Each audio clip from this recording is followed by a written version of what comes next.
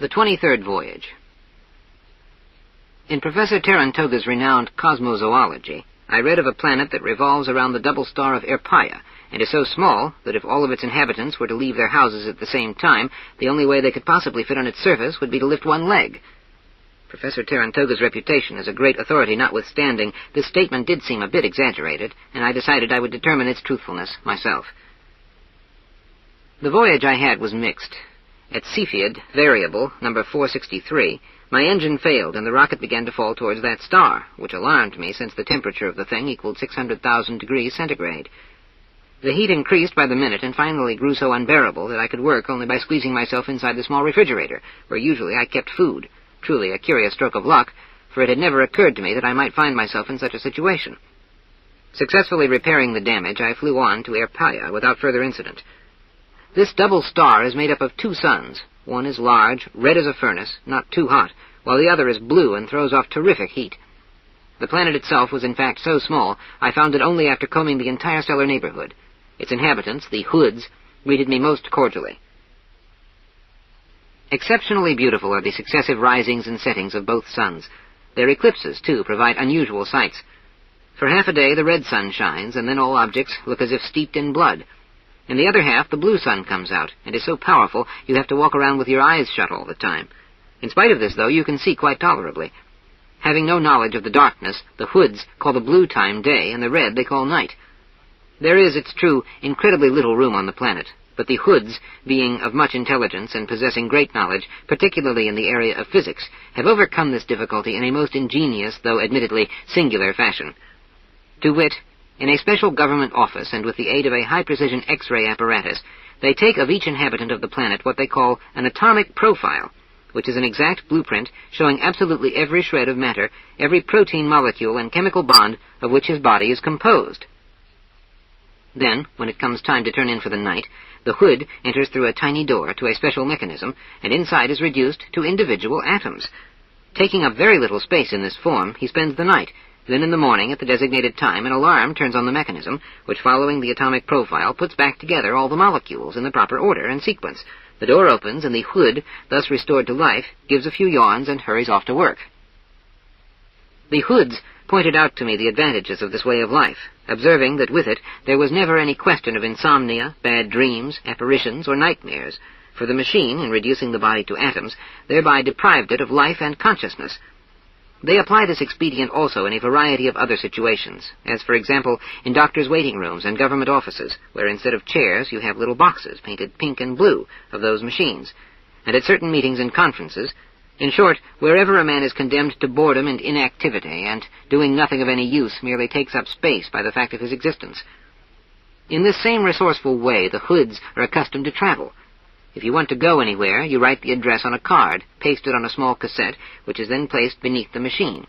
You step inside, and atomized go into the cassette.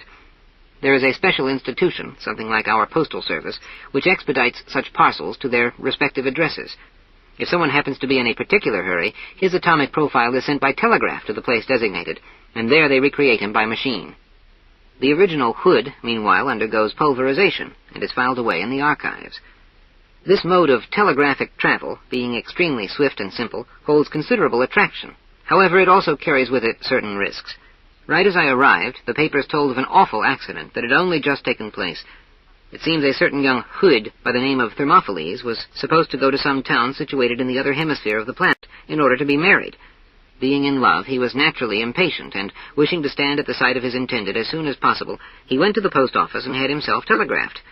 At that very moment, the telegraph official was called away on some urgent business, and his replacement, unaware that Thermophiles had already been sent, wired his profile a second time, and lo and behold, there before the anxiously waiting bride-to-be stood two Thermophileses, as alike as two peas in a pod.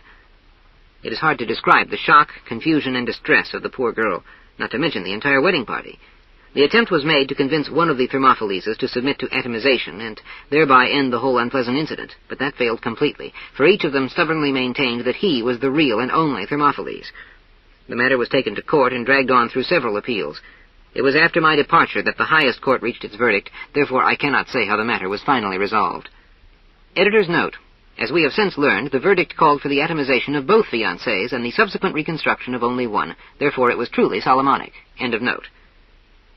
The Hoods urged me to sample for myself their method of repose and travel, assuring me that errors such as the above were extremely rare, and that the process itself had nothing mysterious or supernatural about it, for as everyone knows, living organisms are fashioned from the same material as all the objects that surround us, planets and stars included. The only difference lies in the interconnection and arrangement of the constituent parts. These arguments I understood perfectly, but nevertheless refused to be talked into it. One evening a curious thing happened to me. I dropped in on a Hood I knew, forgetting to phone him in advance. No one seemed at home when I entered. Looking around for my host, I opened various doors one by one, the quarters, as all Hood quarters, being incredibly cramped, till finally, setting ajar a door smaller than the rest, I saw what looked like the inside of a refrigerator, completely empty except for a shelf on which stood a small chest full of grayish powder. Without thinking, I took a handful of this powder, then jumped at the sound of a door opening, and dropped it on the floor. "What are you doing, honorable alien?" cried the son of that Hood, for it was he who had entered. "Look out, you're spilling my daddy!" Hearing these words, I was filled with horror and mortification, but the young lad said, it's nothing, don't worry." And he ran out, and in a few minutes returned, carrying a sizable lump of coal, a sack of sugar, a pinch of sulphur, a small nail, and a fistful of ordinary sand. He dumped all this into the chest, closed the little door, and threw the switch. I heard something not unlike a deep sigh or swallow. The door opened, and there was my friend, laughing at my dismay, safe and sound. I asked him later, during our conversation, whether I hadn't caused him any harm by scattering part of his bodily material like that, and also just how had his son been able so easily to rectify my clumsy act. "Come, don't even mention it," he said. "You didn't harm me in the least. What nonsense! Surely you are cognizant, my dear alien friend, of the findings of modern physiology, which say that all the atoms of our body are constantly being replaced with new. Some bonds break, others form. The loss is made up thanks to the assimilation of foods and liquids, and thanks also to the respiratory process, all of which taken together we call metabolism. So then, the atoms that composed your body a year ago have long since left it, and now are wending their way through regions far removed. It is only the general structure of the organism that remains unchanged, the interlocking system of its material pieces. There is nothing strange in the way my son replenished the supply of matter necessary for my recreation. Our bodies, after all, are made of carbon, sulfur, hydrogen, oxygen, nitrogen, and traces of metal, and the substances he brought contained those very elements. Please, step into the mechanism yourself. You will see how harmless the procedure is." I declined my gracious host's offer, and for some time afterwards was still reluctant to avail myself of similar invitations. In the end, however, after a long inner struggle, I made up my mind. At the X-ray office, they took my picture and produced an atomic profile, after which I paid a visit to my friend. Squeezing myself inside the thing wasn't particularly easy, for I am on the heavy side. Therefore, my gracious host had to help me. The little door could be closed only when the entire family pitched in. The lock clicked, and everything grew dark. What happened then I don't recall. I only felt that I was highly uncomfortable, and the edge of the shelf was digging into my ear. Before, however, I could change my position, the little door opened, and I climbed out of the mechanism. My first question was why they hadn't gone through with the experiment, but my host informed me with a pleasant smile that I was quite mistaken, and to be sure, a look at the wall clock confirmed that I had indeed spent 12 hours inside the mechanism without the least sensation. The only slight inconvenience lay in the fact that my pocket watch indicated the time that I had entered the machine. Being reduced to atoms exactly as I was, it could hardly keep running. The Hoods, for whom I felt more and more bonds of the warmest friendship, told me yet of other applications of this method. They have this custom that an outstanding scholar, should he be tormented by some problem which he cannot solve, will remain inside a mechanism for several decades. Then, when resurrected, stick his head out into the world and ask if the problem has been answered yet, and if it hasn't, submit once more to atomization, and so on till the goal is reached.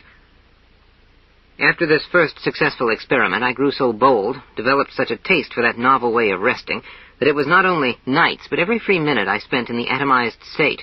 One could do this in the park, on the street, for everywhere stood the mechanisms, looking like mailboxes with little doors. All you had to remember was to set the alarm to the right time. Absent-minded persons do omit to do this on occasion, and could rest inside the mechanism for all eternity, but fortunately there exists a special corps of inspectors, who every month check all the mechanisms. Towards the end of my stay on the planet, I became an out-and-out enthusiast of the Hoodian custom, and used it, as I said before, every chance I got. For this rashness, alas, I was to pay dearly. It happened, one time, that the mechanism I was occupying jammed a little, and when that morning the alarm switched on the current, the thing reconstructed me not in my usual shape, but as Napoleon Bonaparte in imperial uniform, wearing the tricolor sash of the Legion of Honor, a saber at my side, a gold-studded cocked hat on my head, and an orb and scepter in my hands. That was how I appeared before my astonished hoods. They advised me immediately to get redone in the nearest unbroken mechanism, which would not have presented any difficulty, inasmuch as my true atomic profile was on record and available. All the same, I wouldn't hear of the idea, and contented myself with having the cocked hat changed into a cap with ear flaps, the saber into a set of tableware, and the orb and scepter into an umbrella. When I was already sitting at the controls of my rocket, and with the planet far behind me in the darkness of eternal night, suddenly it struck me that I had been too hasty ridding myself of those tangible proofs which would have lent credence to my words. But it was too late now.